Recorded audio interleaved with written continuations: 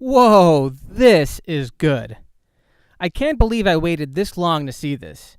It's an 80s vampire flick, when no one seemed to take classic monster movies seriously.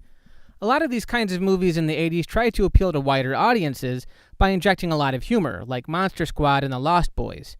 Fright Night even acknowledges this when one of the protagonists, an old horror host named Peter Vincent, gets fired from his show because the public's lost interest in the whole vampire genre. And to think it took something as idiotic as Twilight to bring them back into the spotlight. I really feel bad for this generation. So, Fright Night. It follows a high school kid, Charlie Brewster, who has an unhealthy obsession with vampire flicks. So much so that it interferes with his relationship with high school sweetheart Amy Peterson. Charlie gets a rude awakening when he suspects that his new neighbor is a vampire. He sees two guys dragging a coffin into the basement, and he even watches as the neighbor, Jerry Dandridge, played by Sarandon, seduces a woman and goes in for the kill. Of course, no one, not even his closest friends, believe him, so he turns to his TV idol, Peter Vincent, for guidance, since Vincent declared on his program that he used to fight real vampires. At this point, Vincent's been kicked off his show due to low ratings, and reveals that the whole announcement about fighting vampires was a hoax. Amy and Charlie's best friend, Creepy Evil Ed, worry about Charlie's health and contact Vincent to try and convince Charlie that vampires aren't real. At first it works until Vincent checks out his reflection in the mirror and realizes that Dandridge doesn't cast a reflection.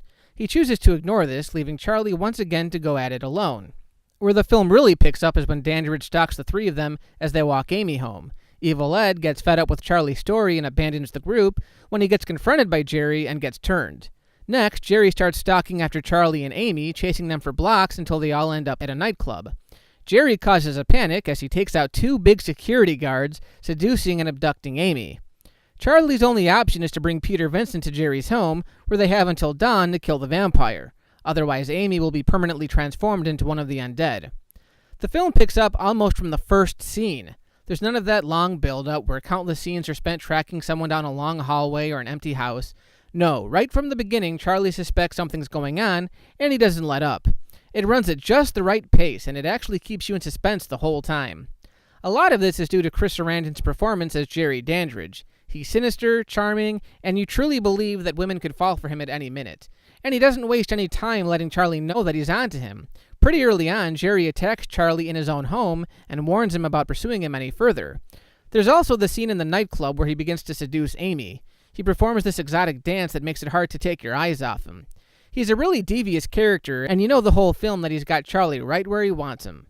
At certain points in the film, Jerry also turns into a bat, and thankfully, they don't actually reveal it. It's mostly done through POV shots where you can just hear the wings flapping. I applaud this because 9 times out of 10, when a vampire turns into a bat, you can practically see the strings holding the rubber bat in place. It always looks terrible. Of course, they show you what he looks like at the end of the film, and it looks more horrific than you'd think. I would have actually preferred it if they just hadn't shown it at all, but I like that they at least had the decency to wait until the end of the film before revealing what could have been a really hokey effect. Speaking of effects, man does this film deliver. The vampire makeup in particular is fantastic and does its job in delivering the scares. The best effect, hands down, is when Amy fully transforms during the climax. That legitimately scared the crap out of me. There's also a werewolf transformation, and as usual with 80s werewolf films, the effects are jaw-dropping. Here it's just reversed. We see the wolf first, and then Vincent stabs it in the heart with a wooden stake, causing it to revert back to human form. It still looks amazing on screen. The acting delivers just the right balance of sincerity and excessiveness. The only character who's a bit much is Evil Ed, but because he is the only character that's really eccentric, it works because it's unique to his character. Kill me, Charlie, before I turn into a vampire and give you a hickey! And need I stress, seeing him with the makeup is awesome. This is a really good choice for Halloween, and I know it's become a cult classic over the years, but I figured I'd mention it for the purpose of bringing it up. It's well worth a viewing or two. Unfortunately, you really don't need my review to bring the film back into public consciousness. No, we can thank the 2011 remake for that. Now, I am not one to judge a book by its cover, but I will say that after a couple of attempts, I couldn't make it very far through this one. I kept falling asleep. What's funny is the remake is classified as a horror comedy, whereas the original film really doesn't have that many comical elements, aside from a few incidental moments. And yet, the atmosphere in the remake, from what little I saw, seemed very bleak and uninspired. Colin Farrell plays Jerry in this one, and while he certainly looks the part, I can't really say his performance does it for me. I'm not sure if he was trying to imitate what Chris Sarandon did, but Sarandon just nailed it, and Farrell a lot of the time just feels like he's sleepwalking through a lot of it. The acting also just didn't seem to have the same oomph. It almost felt like everyone was playing it straight. Everyone just seems like they could actually live in your neighborhood, whereas with the original, you can tell it's an 80s flick. It's vibrant with some great acting choices. And I didn't see many practical effects either. Now, to be fair, I haven't seen the entire film, but based on what I have seen, I was kind of nervous to pick this one up. I mean, from what I can gather, the remake also got favorable reviews, so what do I know?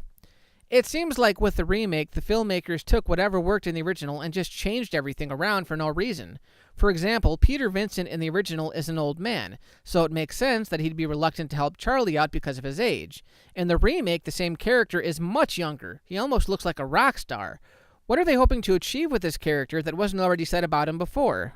So, needless to say, I won't be reviewing the remake. If you want to check it out, let me know how far you make it into the film before falling asleep.